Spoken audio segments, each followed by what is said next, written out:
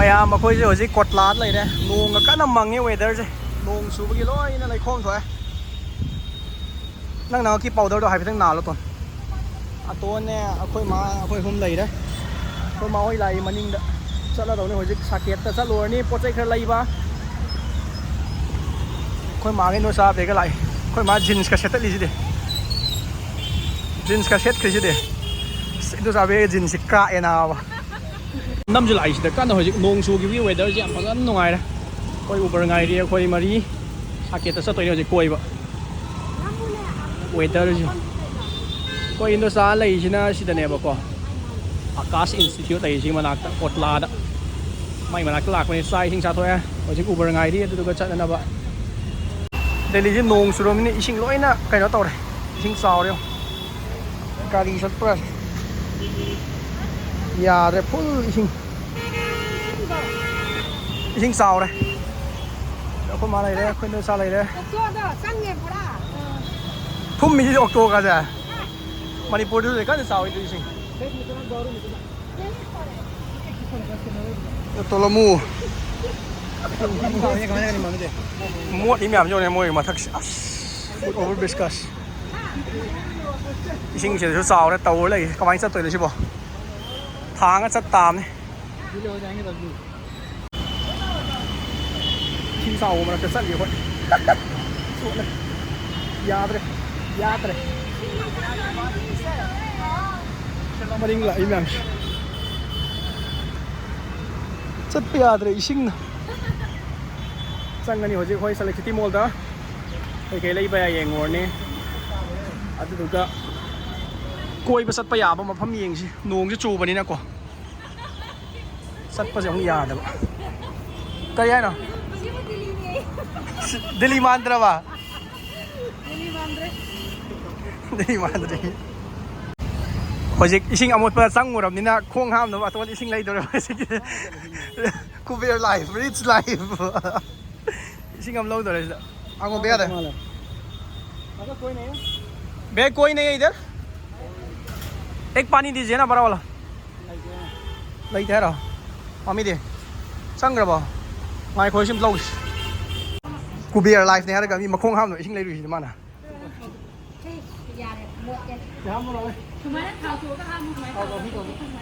सिदा थालो गनो सिदा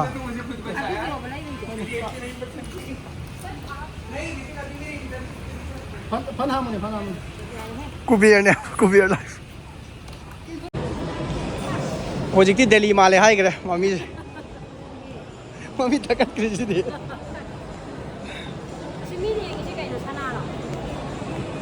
सनारा कैनोम येलसिदि टॉमी हिलफिगर अखोय माजे H&M दा पुसनगिगे जीन्स का सेटलगा लाइसे काक्त्रो खानै सनहलमने H&M दा माइ फुरिट अमा येंगुइगे चंगगा इन्दोजा सनानुगसु कन वारी सानरि चंगै इन्दोजा बेगा तोंदि येंगोर्स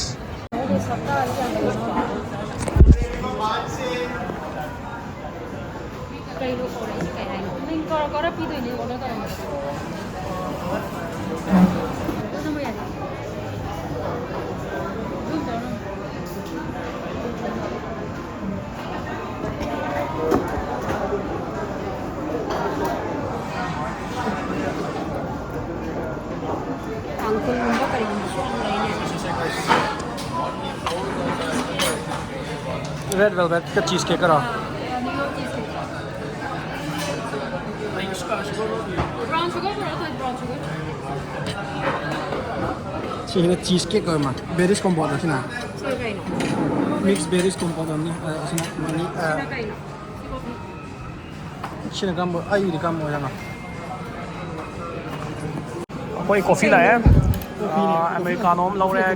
no jagi cappuccino ama dagi ko magi latte am ne cheese cake am ne red velvet am ne sina chaka tokpagi si chasalani aduga amuk kai kai no khara yengurni koi ma कम दो मैं cheese cake खाओ चार का फेंकता दो भाई दा ये काय कैपुचिनो अमगा रेड वेलवेट अमा कमाई दोइन जा very nice का लाइसन गरा भैया देख माई तोबा ꯁꯥꯟꯅꯕꯅꯤ ꯑꯣꯀꯦ ꯑꯩꯗꯤ ꯑꯥꯏꯁꯇꯤ ꯇꯧꯔꯁꯤ ꯄꯤ ꯊꯛꯄ ꯂꯣꯏꯔ ꯊꯣꯛꯂꯛꯑꯦ ꯃꯅꯤꯡꯗ ꯂꯥꯛꯑꯦ ꯑꯩꯈꯣꯏ ꯏꯟꯗꯣꯆꯥ ꯏꯟꯗꯣꯆꯥꯅꯦ ꯑꯇꯣꯟꯅꯦ ꯑꯩꯈꯣꯏ ꯃꯥꯅꯦ ꯂꯥꯛꯏ ꯀꯟꯅ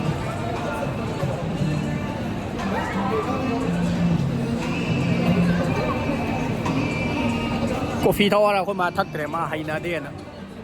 ꯁ꯭ꯇꯥꯔꯕꯛꯁꯇ ꯈ꯭ꯋꯥꯏ ꯍꯥꯎꯕꯅꯦꯅ ꯄꯤꯊꯛꯑꯒ ꯃꯥ ꯄꯥꯝꯗ꯭ꯔꯦ ꯀꯣꯐꯤ ꯑꯝꯇ ꯊꯛꯇꯕꯅꯤꯅ ꯁꯤ ꯑꯩꯅ ꯍꯥꯟꯅ ꯇꯧꯔꯝꯕ ꯃꯐꯝꯅꯦ ꯁꯤꯒꯤ ꯑꯦꯟꯗ꯭ꯔꯤꯌꯥꯁ ꯏꯇ꯭ꯔꯤ ꯍꯥꯏꯁꯦ ꯑꯩꯅ ꯍꯥꯟꯅ ꯗꯦꯜꯂꯤꯗ ꯂꯩꯔꯤꯀꯥꯟꯗ ꯊꯕꯛ ꯇꯧꯔꯝꯕ ꯃꯐꯝ ꯅꯨꯡꯕꯨ ꯅꯨꯡꯁꯤꯌꯦ ꯎꯕꯗ ꯁꯤꯗꯩꯅ ꯑꯩꯅ ꯍꯧꯔꯛꯑꯒ ꯇꯝ ꯇꯝ ꯃꯈꯜ ꯃꯈꯜ ꯃꯌꯥꯝ ꯇꯧꯔꯒ ꯗꯨꯕꯥꯏꯗ ꯌꯧꯔꯛꯏꯁꯦ ꯅꯨꯡꯕꯨ ꯅꯨꯡꯁꯤ ꯑꯩꯈꯣꯏ ꯂꯩꯕ ꯂꯣꯏꯔꯦ ꯂꯦꯟꯁꯀꯥꯔꯠꯇꯒꯤ ꯏꯟꯗꯣꯆꯥꯒ ꯑꯇꯣꯟꯒꯤ ꯒ꯭ꯂꯥꯁ ꯀꯩꯅꯣ ꯇꯧꯔꯒ ꯆꯦꯛ ꯇꯧꯔꯒ ꯑꯣꯔꯗꯔ ꯇꯧꯔꯝꯃꯦ ꯑꯩꯈꯣꯏ ꯃꯥ ꯑꯦꯁꯀꯦꯂꯦꯇꯔ ꯀꯨꯝꯕꯁꯦ ꯄꯨꯔꯥ ꯊꯕꯛ ꯑꯃꯅꯤ ꯑꯣꯏꯅꯔꯤꯁꯦ ꯑꯗꯒꯤ ꯑꯩꯈꯣꯏ ꯊꯣꯏꯕꯤꯒꯤ ꯀ꯭ꯔꯣꯛꯁ ꯂꯩꯔꯦ ꯃꯥ ꯀ꯭ꯔꯣꯛꯁ ꯌꯥꯝ ꯍꯥꯏꯕꯅꯤ ꯀꯨꯝꯃꯅꯤ ꯍꯧꯖꯤꯛ ꯌꯨꯝ ꯆꯠꯅꯅꯕ ꯀꯩꯅꯣ ꯆꯠꯈꯤꯅꯤ ꯏꯠꯐꯝꯗ ꯆꯥꯕ ꯆꯠꯇꯣꯏꯅꯤ ꯍꯧꯖꯤꯛ ꯑꯩꯈꯣꯏ ꯂꯣꯏꯔꯦ ꯍꯜꯂꯅꯤ ꯍꯧꯖꯤꯛ ꯑꯩꯈꯣꯏ ꯑꯍꯨꯝ ꯑꯩꯈꯣꯏ ꯃꯔꯤ ꯄꯨꯟꯅ ꯀꯩꯅꯣꯗ ꯆꯠꯂꯅꯤ ꯍꯧꯖꯤꯛ ꯏꯠꯐꯝꯗ ꯆꯥꯕ ꯆꯠꯂꯅꯤ ꯑꯩꯈꯣꯏ ꯃꯔꯤ ꯊꯣꯛꯑꯅꯤ ꯍꯧꯖꯤꯛ ꯁꯤꯗꯒꯤ ꯁꯦꯂꯦꯛ ꯁꯤꯇꯤ ꯂꯣꯏꯔꯦ ꯀꯣꯏꯔꯝꯃꯦ ꯂꯩꯔꯦ ꯀ꯭ꯔꯣꯛꯁ ꯂꯩꯔꯦ ꯑꯗꯒꯤ ꯑꯩꯈꯣꯏ ꯃꯥꯅ ꯑꯃ ꯇꯣꯡꯈ꯭ರೆ ꯑꯗꯒꯤ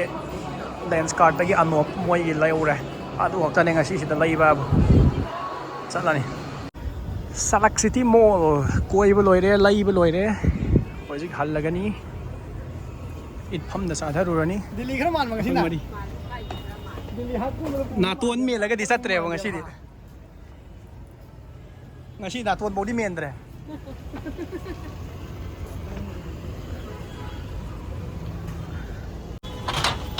moi la thok minarani chalani hoji cab book tawraga moi hum thole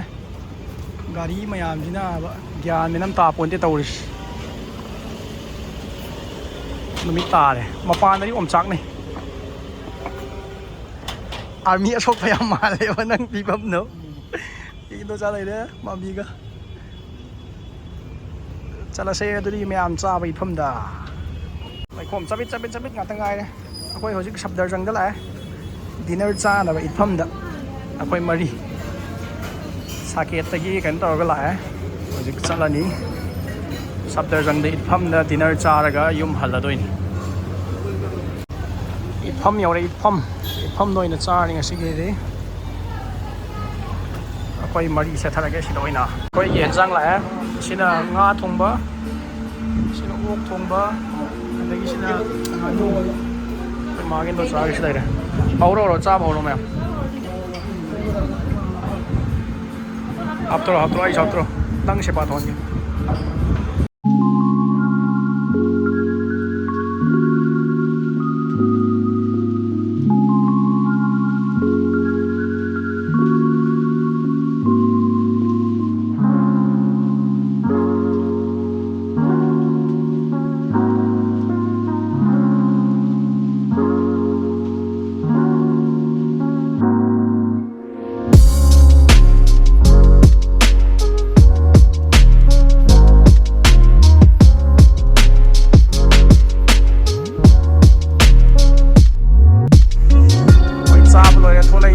चलनी इनो सा हनगी दोरे लो कारो मा काखलो नंग चलो ओय ऑटो दे हलनी होजे कारो गाइस होटल लाइन उतरना होटल लाइन से अखोय जे हलाए चारे थाए दगी अखोय इनो चादो चखरे मागी लेफमदा आई रुजा थोए अतोन जे रुजा थोए कुमारी तुम बचंगरे वारे ना कागा जे लोय चाय तौरिस अनाब मैमसीगा कोई पुबसी पूरा बेराने तौरीसे हयेंग लास्ट डे होरे दिल्ली लेदोइसे अदुदुना हयेंग से काय चटप याय अदु येंगगा केना तौरसी ngasi oinadi मैम वीडियो जे मतंग सिदा लोइसनजरागे हयेंग अमुक अनौब वीडियो अमु थागत जरागे